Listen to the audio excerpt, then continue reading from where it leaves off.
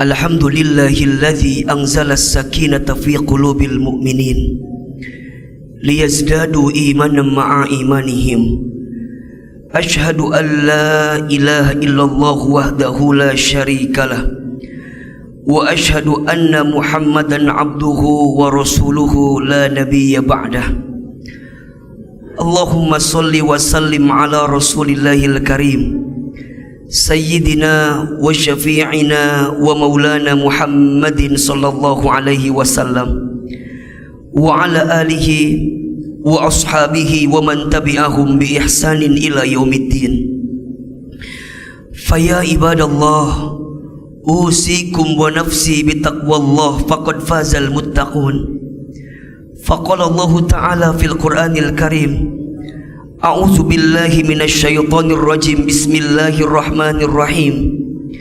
Ya ayyuhalladzina amanu taqullaha haqqa tuqatih wa la tamutunna illa wa antum muslimun. Shadaqallahul azim wa shadaqa rasuluhul karim. Amma ba'du. Hadirin jamaah salat Jumat Masjid Alumni IPB yang dirahmati Allah Subhanahu wa ta'ala, tiada kata yang pantas kita ucapkan di awal pertemuan ini kecuali lisan kita mengucapkan kalimat Alhamdulillahi Rabbil Alamin. Segala puji, puja dan syukur kita panjatkan kepada Allah Subhanahu wa ta'ala yang pada kesempatan hari Jumat ini Allah melembutkan hati kita, Allah meringankan langkah kita, dan Allah memberikan kesempatan kepada kita untuk menunaikan solat Jumat berjamaah. Kita berharap kepada Allah, semoga solat Jumat yang kita tunaikan hari ini menjadi solat Jumat terbaik dari sekian banyak solat Jumat yang pernah kita tunaikan, yang setiap langkah kita yang kita ayunkan ke masjid ini menghapuskan dosa-dosa kita. Yang kita berharap kepada Allah setelah selesai menunaikan solat Jumat ini ada peningkatan yang nampak dalam kehidupan kita, yakni peningkatan iman dan ketakwaan kita kepada Allah Subhanahu wa ta'ala. Maka di awal khutbah singkat ini khatib memberikan wasiat khusus untuk diri khatib pribadi dan umumnya untuk jemaah sekalian, agar kita terus dan senantiasa meningkatkan iman dan ketakwaan kita kepada Allah Subhanahu wa ta'ala. Karena sungguh tidak ada bekal terbaik yang bisa mengantarkan kita untuk berjumpa dengan perjumpaan terbaik, berjumpa dengan Allah yang maha baik di tempat yang terbaik, kecuali iman dan takwa kita kepada Allah Subhanahu wa ta'ala. Dan itu pula yang akan mengantarkan kemuliaan dalam kehidupan kita. Sebagaimana firman Allah Subhanahu wa ta'ala di dalam Al-Quran, Allah menyebutkan, Inna akramakum indallahi atqakum. Sungguh yang paling mulia di antara kamu sekalian adalah orang yang paling bertakwa di antara kamu sekalian. Mudah-mudahan kita menjadi hamba Allah yang senantiasa meningkatkan iman dan ketakwaan di hadapan Allah Subhanahu wa ta'ala. Amin, amin ya rabbal alamin. Hadirin yang dirahmati Allah, dalam sebuah hadis yang diriwayatkan oleh Al-Imam Al-Bukhari disebutkan di sana an Abdullah bin Mas'ud radhiyallahu an, dari Abdullah bin Mas'ud radhiyallahu an, qala, sahabat Abdullah bin Mas'ud berkata, sa'alatun Nabi sallallahu alaihi wasallam, aku pernah bertanya kepada Nabi Muhammad sallallahu alaihi wasallam. Qala, apa yang sahabat Abdullah bin Mas'ud radhiyallahu an tanyakan kepada Nabi? Kata Abdullah bin Mas'ud, ayyul amali ahabbu ilallah.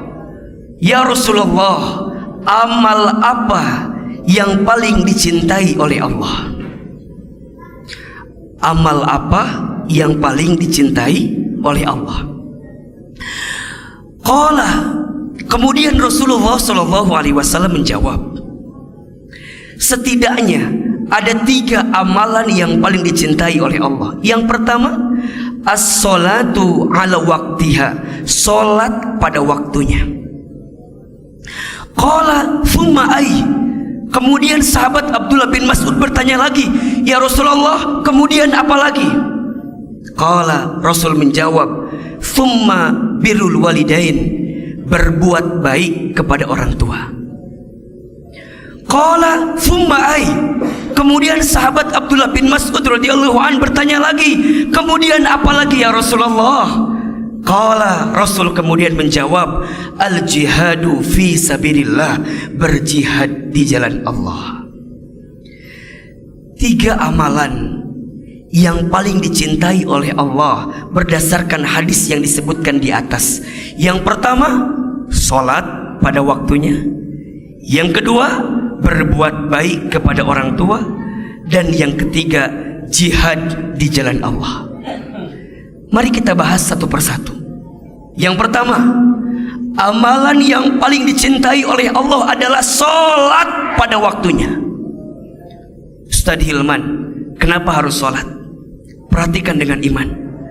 As-sholatu imaduddin, sholat itu tiangnya agama. Satu bangunan mewah kelihatannya, tapi jika roboh tiangnya, apa yang terjadi? Hancur bangunan itu. Sebuah bangunan bagus terlihatnya, tapi tiangnya rapuh, apa yang terjadi? Maka hancur pula bangunan tersebut. Begitulah positioning solat dalam diri kita, dalam agama kita. Begitu pentingnya solat. Bahkan disebutkan dalam hadis yang lain, apa kata Nabi SAW? Inna awwala ma yuhasabu bihil abdu yaumal qiyamah as-salat. Sesungguhnya perkara pertama yang akan ditanya ketika hari kiamat adalah solat. Jika baik solatnya, baik seluruhnya. Jika benar solatnya, benar seluruhnya. Tapi mohon maaf, jika buruk solatnya, maka buruk seluruh amalnya. Hadirin yang dirahmati Allah, begitu pentingnya solat dalam kehidupan kita. Maka orang beriman tidak ada yang paling dia rindukan dari pendengarannya kecuali panggilan azan. Panggilan azan dia rindukan. Panggilan untuk menghadap kepada Allah, untuk mendirikan sholat, itu adalah panggilan yang dia rindukan dalam hidupnya.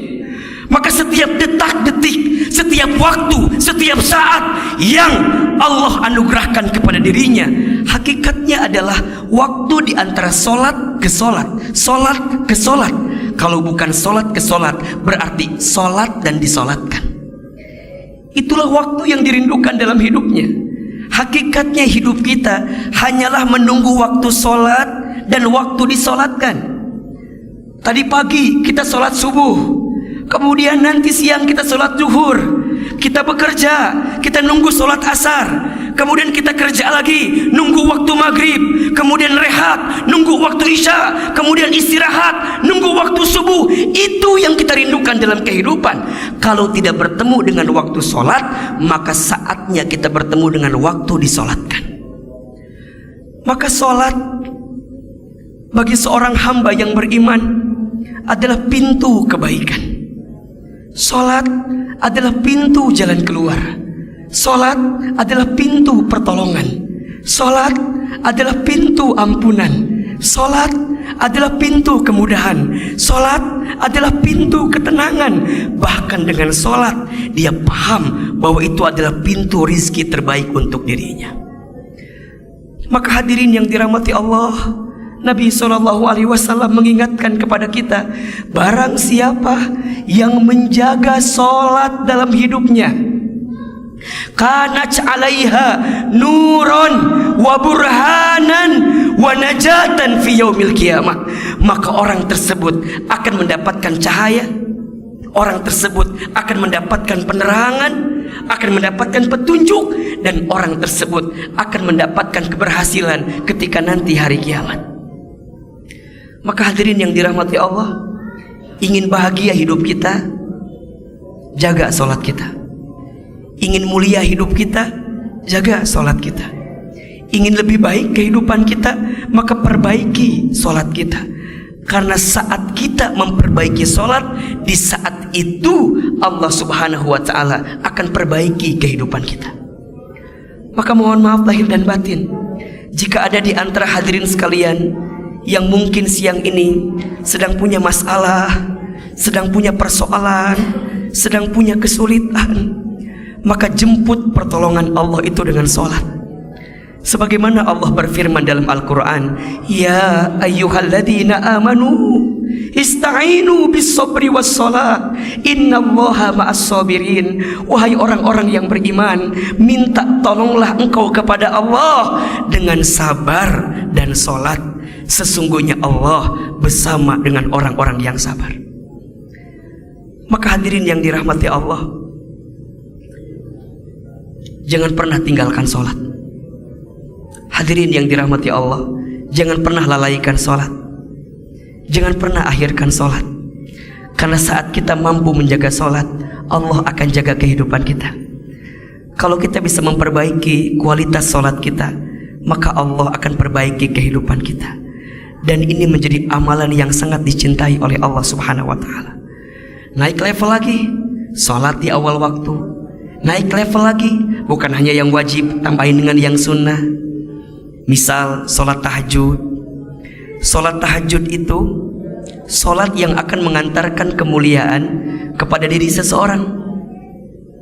Sebagaimana Allah berfirman di surat Al-Isra ayat 79. Apa kata Allah? A'udzubillahi minasyaitonirrajim. Wa minal laili fatahajjad bihi nafilatan laka asa ayyab'asaka rabbuka maqaman mahmuda. Dan di waktu malam bangunlah, dirikan sholat tahajud sebagai tambahan untuk hidup kamu sekalian. Niscaya Allah akan angkat derajatmu ke tempat yang paling tinggi. Maka mohon maaf lahir batin, yang hari ini sedang sulit, sedang susah, sedang punya persoalan dalam urusan dunia, maka jemputlah kemudahannya dengan menghadirkan sholat terbaik kita di hadapan Allah subhanahu wa ta'ala. Yang kedua, amalan yang dicintai oleh Allah adalah berbuat baik kepada orang tua.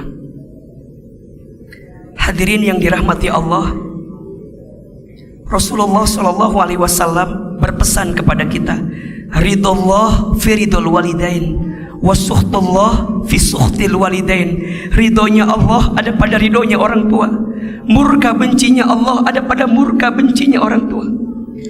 Jika kita ingin mendapatkan ridhonya Allah, jika kita ingin mendapatkan rahmat kasih sayang Allah, maka Allah titipkan ridhonya bagi kita seorang anak kepada orang tua kita. Maka apa kuncinya? Muliakan orang tua kita, berbuat baik kepada orang tua kita. Karena sejauh apa, sebesar apa caramu memuliakan orang tuamu, maka di saat itulah Allah akan memuliakan kehidupanmu. Allah subhanahu wa ta'ala berfirman di dalam Al-Quran, surat Al-Isra ayat 23. A'udzubillahi minasyaitonirrajim. Wa qada rabbuka alla ta'budu illa iyyahu wa bil walidaini ihsana. Dan Allah telah memerintahkan kepada kamu sekalian untuk beribadah kepada Allah dan berbuat baik kepada orang tua. Orang tua itu keramat terbaik dalam kehidupan kita.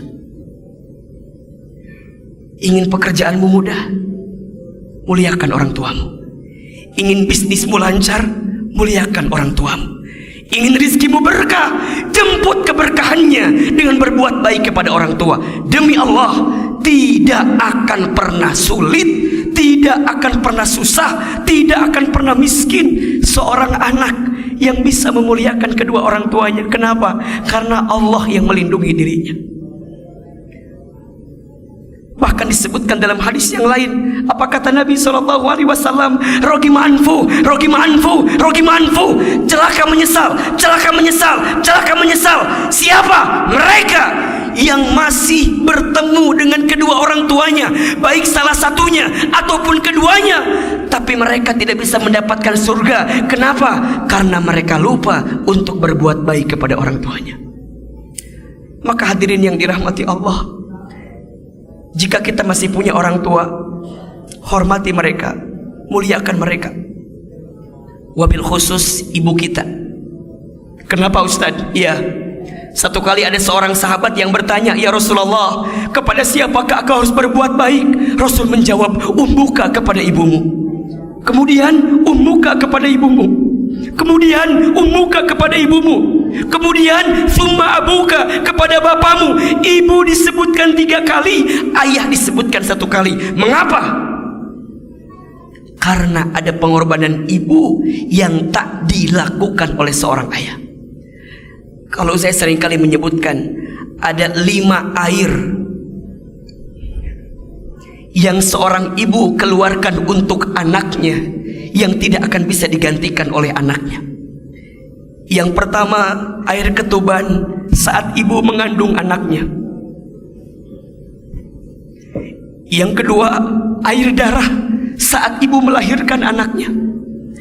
Yang ketiga, air susu saat ibu menyusui anaknya. Yang keempat, air keringat saat ibu merawat dan membesarkan anaknya. Yang kelima, air mata saat ibu menangis mendoakan anaknya. Yang 4 dan 5 seorang ayah lakukan, tapi 1, 2, dan 3 hanya seorang ibu yang melakukan itu.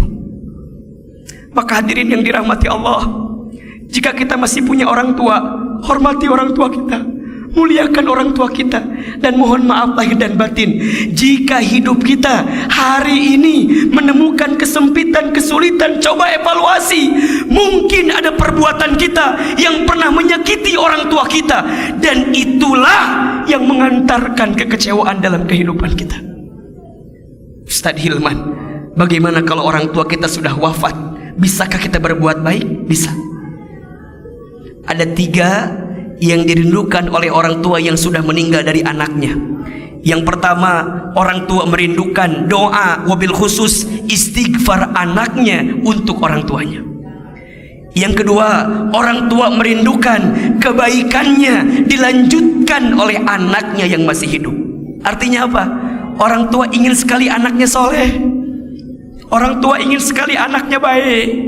Maka hadirin yang dirahmati Allah, kalau orang tua kita sudah wafat dan dulu kita belum sempat berbuat baik sama orang tua kita, maka berazamlah menjadi anak yang soleh, karena doa anak yang soleh akan sampai kepada orang tua yang sudah wafat. Dan yang ketiga, orang tua merindukan sedekah anaknya yang diniatkan untuk orang tuanya. Kalau kita dilebihkan hartanya, silahkan kita berinfak, bersedekah, niatkan untuk orang tua kita. Jika hidupmu ingin mulia, muliakanlah orang tuamu. Jika hidupmu ingin bahagia, maka bahagiakanlah orang tuamu. Dan yang ketiga, amalan yang dicintai oleh Allah adalah al-jihadu fi sabilillah, berjihad di jalan Allah. Apa maksudnya Ustaz? Jihad itu artinya bersungguh-sungguh dalam menjalankan setiap ketaatan kita kepada Allah. Hidup kita tidak lama di dunia ini, sebentar. Maka sibukkanlah dengan bersungguh-sungguh di jalan Allah. Allah Subhanahu wa taala berfirman di surat Al-Baqarah ayat 218. A'udzubillahi minasyaitonir rajim. Innalladzina amanu, sesungguhnya orang-orang yang beriman, walladzina hajaru, dan orang-orang yang berhijrah, wajahadu fi sabilillah, dan orang-orang yang berjihad di jalan Allah. Ulaika yarjuna rahmatullah, mereka mengharapkan rahmat Allah. Wallahu ghafurur rahim, dan Allah Maha Pengampun lagi Maha Penyayang. Hadirin yang dirahmati Allah, teruslah berjalan di jalan Allah Subhanahu wa taala. Jihad itu bersungguh-sungguh dalam setiap kebaikan. Seorang suami yang mencari nafkah bagi keluarganya, selama dia niatnya tujuannya karena Allah, maka dia sedang berjihad fisabilillah. Seorang ayah yang dia keluar rumah mencari nafkah bagi keluarganya, mencari nafkah yang halal, tujuannya untuk Allah, maka kita sedang berjihad di jalan Allah. Seorang pejabat, seorang pemimpin yang diberikan amanah dengan kepemimpinannya, kemudian dia menjaga amanahnya dengan baik, dia berikan kebijakan yang baik, dia memberikan sesuatu yang terbaik, maka dia sedang berjihad di jalan Allah. Rakyat, masyarakat yang kemudian dia taat kepada Allah, taat kepada Rasulnya, taat kepada ulil amri dengan baik, maka insya Allah dia sedang berjihad di jalan Allah. Barang siapa yang serius di jalan Allah, maka Allah akan memberikan kebaikan kepadanya. 3 amalan yang paling dicintai oleh Allah. 1, sholat pada waktunya. 2, berbuat baik kepada orang tua. Dan yang ketiga, berjihad di jalan Allah, bersungguh-sungguh di jalan Allah. Barakallahu li wa lakum fil Qur'anil Karim wa nafa'ani wa iyyakum bima fihi minal ayati wa dzikril hakim. Aqulu qawli hada fastaghfiru innahu huwal ghafurur rahim.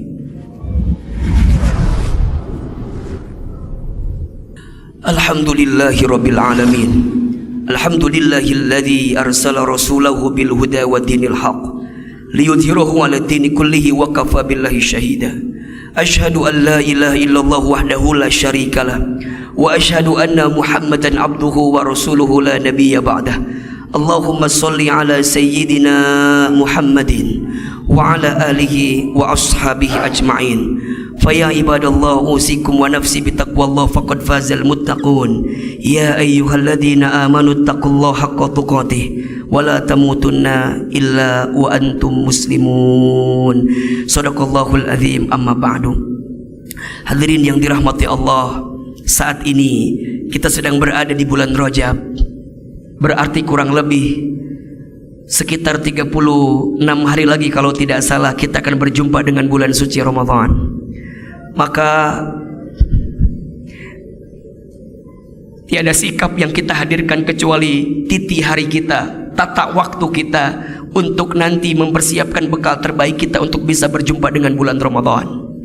Bulan Rajab adalah bulan hurum, bulan yang mulia, bulan yang disucikan oleh Allah Subhanahu wa taala, yang setiap amal kebaikan dilipat gandakan pahalanya dan setiap keburukan dilipat gandakan dosanya. Maka oleh karena itu, mari kita perbaiki hidup kita. Kita akan pulang menuju Allah. Kita akan kembali kepada Allah. Maka siapkan bekal terbaik sebelum kita nanti kembali kepada Allah.